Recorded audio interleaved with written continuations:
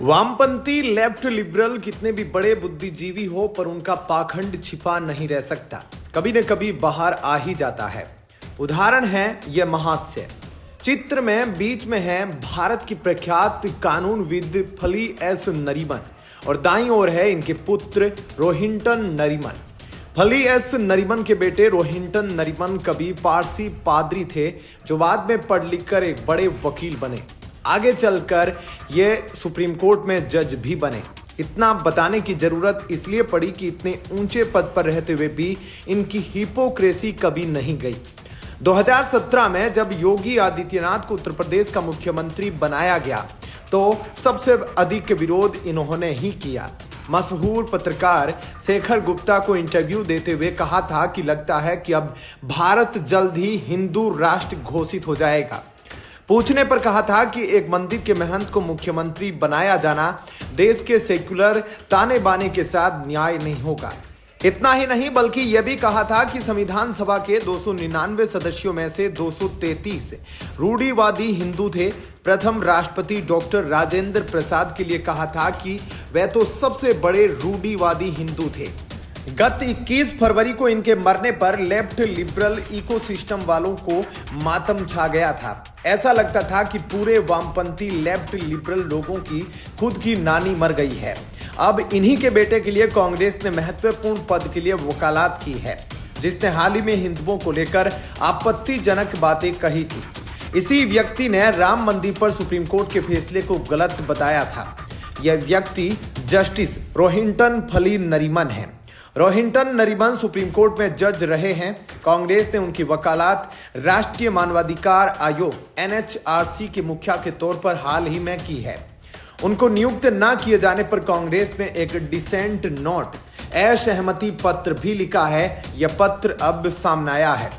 NHRC के मुखिया के तौर पर सोमवार 23 दिसंबर 2024 को सुप्रीम कोर्ट के पूर्व जज वी रामा सुब्रमण्यन को नियुक्त किया गया था। उनकी नियुक्ति उस कमेटी की सिफारिश पर की गई है जो NHRC के मुखिया और सदस्यों के नामों पर मुहर लगाती है।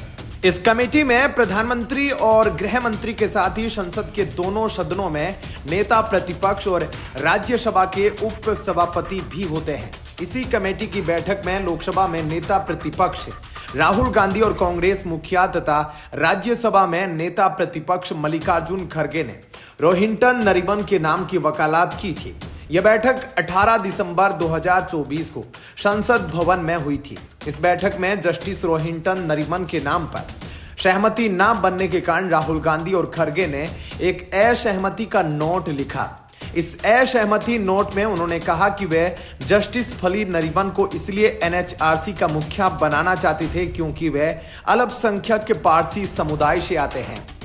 इसके अलावा उन्होंने नरीमन को बौद्धिक गहराई और संवैधानिक मूल्यों के प्रति अटूट प्रतिबद्धता के लिए प्रसिद्ध बताया है।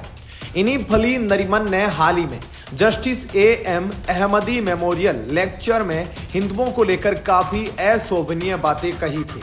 उन्होंने राम मंदिर को लेकर भी सुप्रीम कोर्ट को कोसा था और मस्जिद न बनाने पर दुख जाहिर किया था। रोहिंटन नरीमन ने कहा था कि 1984 में विश्व हिंदू परिषद की राम मंदिर बनाने की मांग तानाशाही और अत्याचारी थी। उन्होंने कहा राम मंदिर के मामले में हिंदू पक्ष को हमेशा कानून के खिलाफ रहने वाला भी करार दिया था।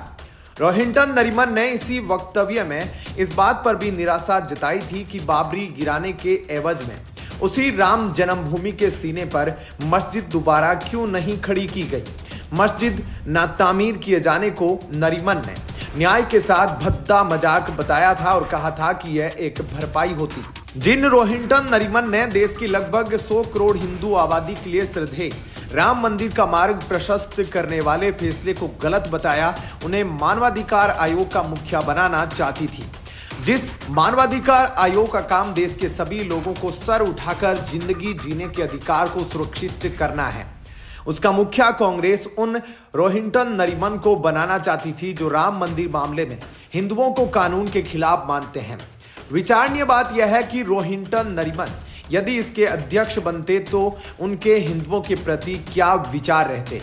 फिलहाल इस खबर में इतना ही। आगे की अपडेट के लिए बने रहिए लाइव टीवी न्यूज के साथ। धन्यवाद। जय हिंद।